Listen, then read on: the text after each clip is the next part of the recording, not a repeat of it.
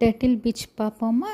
மஸ்கட்டில் வந்து ஒரு 3 hours travel பண்ணால் வரும். ராசல் ஜின்ஸ் அப்படின்னு இருட்டில் தான் பார்க்க முடியும். வெளிச்சம் வந்துச்சுன்னா டர்ட்டில் வந்து பீச்சுக்கு கடலுக்குள்ளே ரிட்டர்ன் போயிடும்.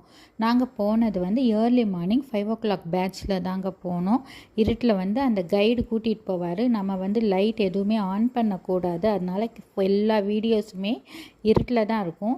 கைடு தான் ஒரு ரெட் கலர் குட்டியாக ஒரு டார்ச் போட்டு எங்கெங்கே டர்ட்டில் இருக்கோ அங்கே காட்டுவாங்க.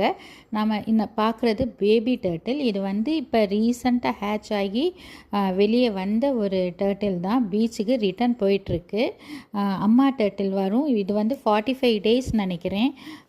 எக்கு போட்டுட்டு நல்லா குழி தோண்டி அதில் முட்டை போட்டு மூடி வச்சுட்டு பீச்சுக்கு போகும். திரும்ப வரும். திரும்ப அது மேலே கொஞ்சம் நேரம் உட்காந்து அடை காட்டுது. திரும்ப பீச்சுக்கு போகும்.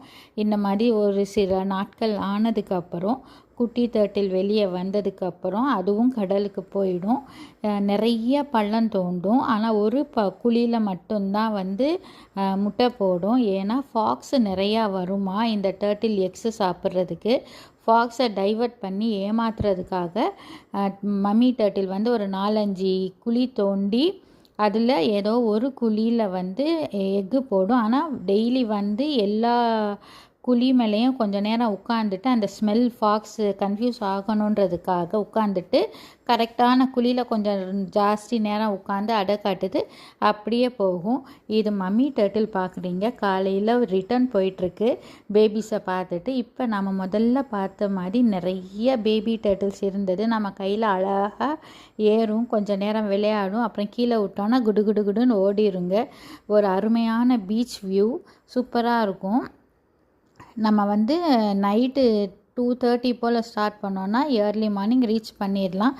ப்ரீ புக்கிங் எல்லாம் கிடையாது. கண்டிப்பாக நீங்கள் ஓமன் விசிட் பண்ண டர்ட்டில் பீச் கண்டிப்பாக வாங்க. நான் நினைக்கிறேன் செப்டம்பர் அக்டோபருக்கு அப்புறம் தான் இந்த டர்ட்டில் வந்து சீசன் நினைக்கிறேன். அந்த டைமில் வந்தீங்கன்னா சூப்பராக பார்க்கலாம். நாம் டர்ட்டில் பீச் வந்து நைட்டு நடக்கிறப்ப இருட்டாக இருக்கிறனால டர்ட்டில்ஸ் வந்து தோண்டுன அந்த குழியில் நிறைய விழறதுக்கு சான்ஸு ரொம்ப கிடையாது. கொஞ்சம் தான் இருக்கும்.